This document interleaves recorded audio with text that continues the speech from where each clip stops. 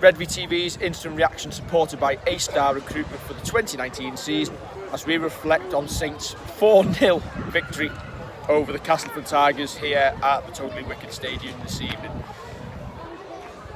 One for the purists. Attritional.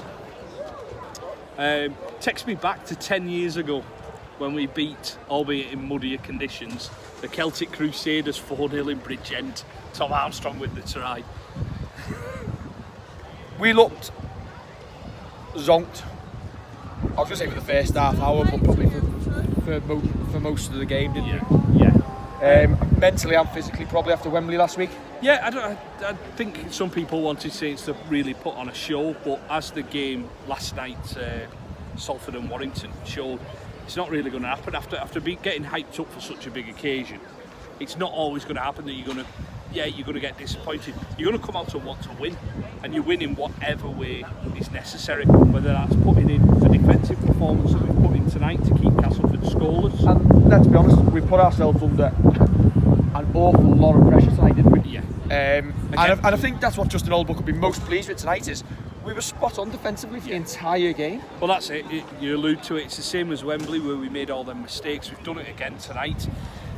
Listen, this is more akin to what the conditions are going to be like when we get towards the grand final. Colder, bit of wind in the air. It's been raining today. It's a bit greasy. That's why I kind of want to see a little bit more from us, obviously, than we've seen tonight defensively. Yeah, we need to put a lot more on. But attacking wise, you do want to see a little bit more. Yet, loads of changes in there. From next week, I don't want to see that. I want to see our first choice 17 were available, be playing. But you do just hope that our halfbacks can get into the game a little bit more. And just really, just kick on a little bit. I thought this evening it was a really short 10. Short 10, it was only 5. My dick was that long.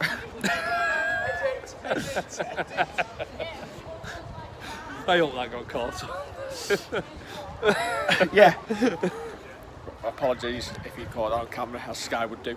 A really short 10. James Child wanted to be the star of the show, it seemed. Was it a nap that we'd scored a couple of tries tonight? He just wouldn't even look at the VR. One of them I have seen the replay of, the first one that we scored. It wasn't for crossing. Morgan stepped across his man, fair enough, but that last one, I'm not sure why we didn't look at it. And maybe we'll change our mind when we watch it on video. But the issue that you've got there is he will probably send it up as no try, and then the video ref is going to turn around and kind of back his mate up there. Why not even just have a look? But this it's not, nothing's going to come of it. All it would do was kind of probably get the crowds back up. And I'm not defending James Child tonight. I thought some of his decisions were questionable, as you do from a fan's perspective when you see it once live. And you kind of get a little bit animated about it. Listen, people who sat at home and watched it on telly might turn around and put in the comments below and say they're right. But that's why it's an instant reaction and not exactly. Sitting on the couch one. Yeah. Is there much else to say? It was hard. It was, yeah, on field. There's probably not much else. If Castleford were ever going to win here in Super League, tonight was the night for it. That was a big chance. I don't think their attack clicked that well either. I thought towards the end of the game they started offloading it, started going a bit Harlem Globetrotters. I think that's what teams tend to do when they get into that situation. I'd like to see Saints kind of stop that offload a bit more, because we seem to still keep to the teams aren't throwing it about and we're not wrapping the ball up, and it's easy for teams to start throwing it about and start looking a bit Hollywood. But quite a few of our players have had good games. I thought Matty Costello started in place of Kevin Nagama, had a brilliant first half. It looked like he really wanted a shirt for the next 4 or 5 weeks. It really did.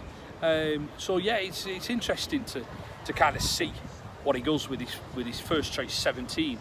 See who else he may drop in and drop out. Now, Super League, I'm going to get onto this. So the League Leaders Shield presentation, I'm really glad we celebrated it a little bit more than we did last year and made it look like an achievement. Yes. But the Super League, are they not interested in the sport?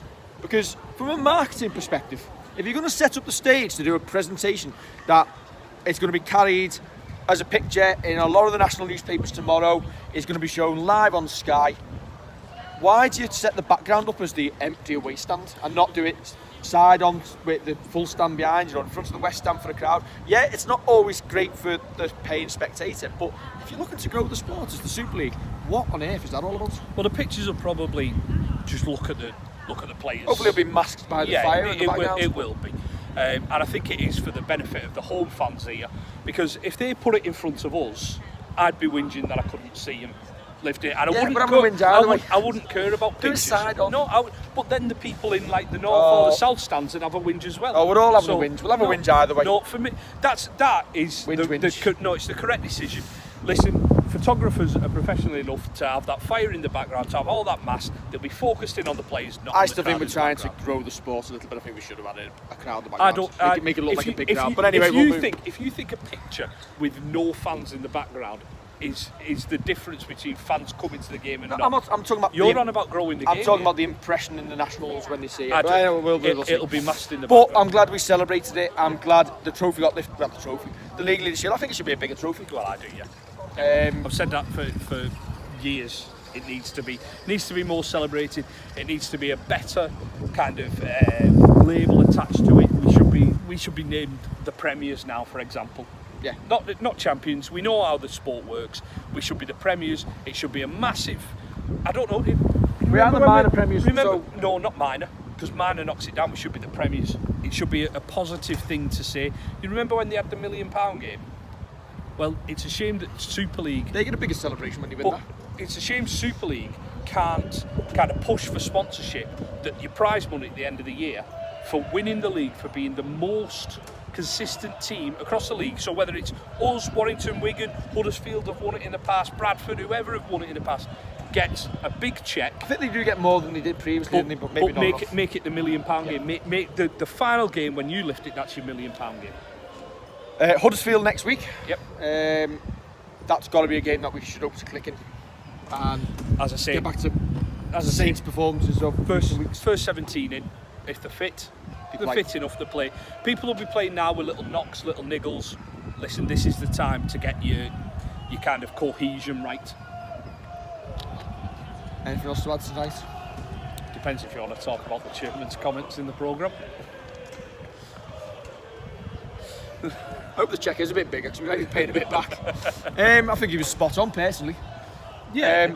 And he's not saying anything wrong, he's just saying how things are perceived. As custodian of the club, he's got every right to put out his point of view, same as we've got our and right here. And to be fair, it might come 6 days after, but that's his right to reply in the programme. Yeah. I'm glad he said it. Yeah. I've just heard off camera Twitter's having a meltdown over it. Good. But you know what, it's a very fine line that you've got to tread there. But he's custodian of the club. He's doing it in the club and he's done it on a tightrope. He has done it and he's stayed on top of it. But yeah, and that's it. It's up to him. He's not gone personal with it. He's kept it. He's kept it on the right line. But it's right though, isn't it? It's right. Well, yeah. But yeah. I think he's right what he said. And do you know what? He's got a bigger wallet than us. Will he get fined? And if so, well, actually, I would. You know what? The club have got lawyers. If they're going to fine him for it, ask why. Why? What have we said that's wrong? But we're behind your aim, don't worry. Yeah.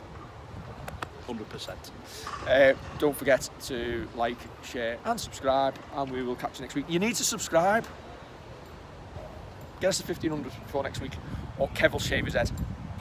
Catch you soon.